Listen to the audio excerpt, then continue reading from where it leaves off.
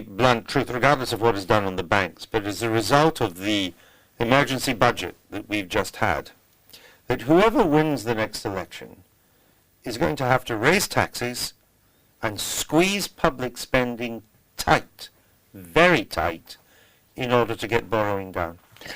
I think the consequences of the present mess is the end of the politics of prosperity for a long time to come.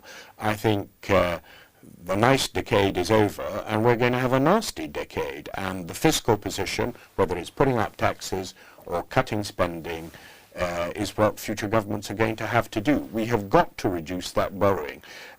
We are already talking about borrowing of 8-9% of GDP. If it gets worse, or if we have a third year of this scale of borrowing, which we easily could do, we will be in a desperate situation. We will really be back to the era of the 1970s. And what I fear is New Labour is dead. Thatcherism has been buried by this government. It is a reversion to old Labour, the politics of envy. Introducing the 45% rate will achieve nothing economically, achieve very little revenue, just a measure of spite, really. Should the Tories roll that 45% rate back? The way they've done it because of the personal allowances, it means that on that 150,000, the marginal rate is now effectively 60%. That's absolutely right, and that is a very bad thing indeed.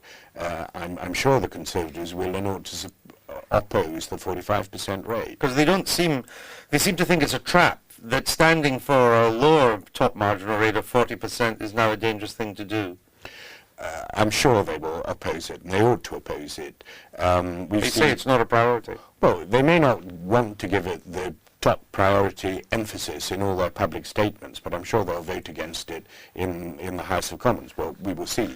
But we're living in a world where other countries have been cutting their rates of tax, and Britain is becoming less and less competitive in terms of the tax burden and in terms of tax rates. I mean, France has reduced its top rate.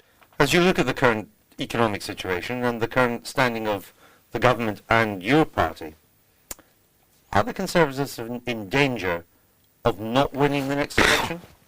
Well, Gordon Brown has got a bounce, which did surprise me, but then I did actually reflect on the early 90s, and I haven't often really thought about this, but of course I was Chancellor and John Major was Prime Minister for almost 2 years during a recession, and we did manage to win an election. So maybe when there are crises of this kind, people's first instinct is to turn to the people who really know the books, have got all the facts and figures at their feet. That is a danger for the Conservative Party. So in 2010, Mr. Brown could win? He'd have presided over a recession for 2 years, like you. Well, that is the danger, but I think what is actually going to happen, we've had this budget that has thrown amazing, terrifying amounts of money at the problem. I think it's going to be obvious very quickly, that it hasn't worked. I don't think we'll see retail sales picking up in the next 6 months. I think we'll see them falling.